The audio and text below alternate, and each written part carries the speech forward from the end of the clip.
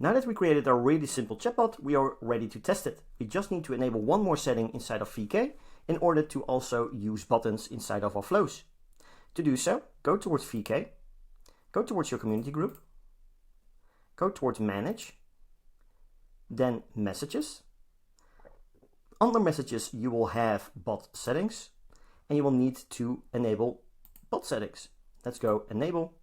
You can also add start buttons. We can also have the ability to add this community to chats. Let's just save it for now. And now we should be ready to test.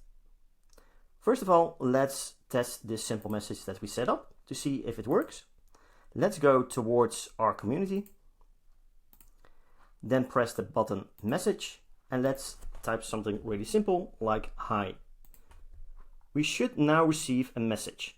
As you can see, Messenger just triggered a new message, and if we take a look, you will see that we now have a hey and welcome. Let's try adding a button now that we enabled the bot settings inside of VK. Let's say something like continue.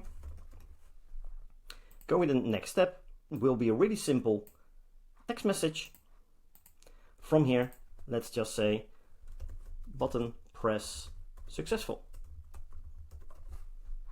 Let's publish this and let's test this out again. So let's go with another default trigger. And as you can see, now we have the hey and welcome along with the button. Let's just press the button to see if it works. And now we have the button press successful.